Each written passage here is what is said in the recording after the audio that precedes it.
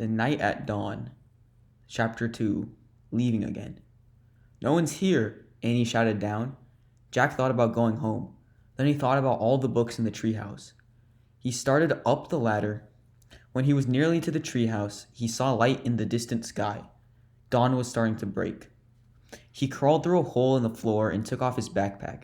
It was dark inside the treehouse. Annie was shining her flashlight on the books scattered about. "They're still here," she said. She stopped the light on a dinosaur book. It was the book that had taken them to the time of the dinosaurs. "Remember the Tyrannosaurus?" asked Annie. Jack shuddered. Of course he remembered. How could anyone forget seeing a real live Tyrannosaurus Rex? The light fell on a book about Pennsylvania. A red silk bookmark stuck out of it. "Remember the picture of Frog Creek?" said Annie. "Of course," said Jack. "That was the picture that had brought them home." "There's my favorite," said Annie. The light was shining on a book about knights and castles. There was a blue leather bookmark in it. Annie turned to the page with the bookmark. There was a picture of a knight on a black horse. He was riding toward a castle. "Annie, close that book," said Jack. "I know what you're thinking."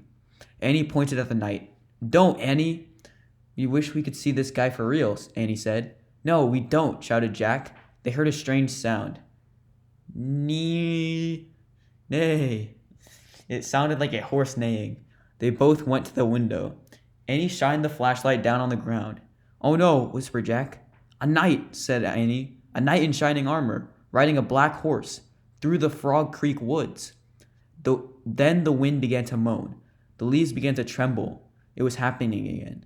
"We're leaving," cried Annie. "Get down." The wind moaned louder. The leaves shook harder, and the treehouse started to spin. It spun faster and faster. Jack squeezed his eyes shut. Then everything was still. Absolutely still.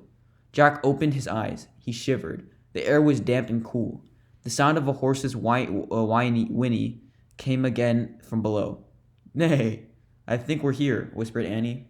She was still holding the castle book. Jack peeked out the window. A huge castle loomed out the fog.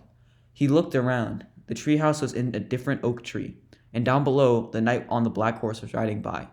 "We can't stay here," said Jack. "We have to go home and make a plan first." He picked up the book about Pennsylvania. He opened it to the page with the red silk bookmark. He pointed to the photograph of the Frog Creek woods.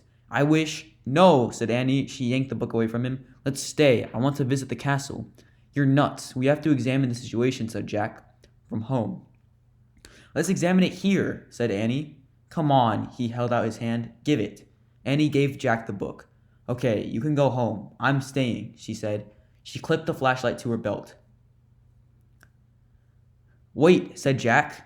"I'm going to take a peek, a teeny peek," she said, and she scooted down the ladder. Jack groaned. Okay, she had won. He couldn't leave without her. Besides, he sort of wanted to take a peek himself. He put down the book about Pennsylvania. He dropped the castle book into his pack. He stepped onto the ladder, and he headed down into the cool, misty air.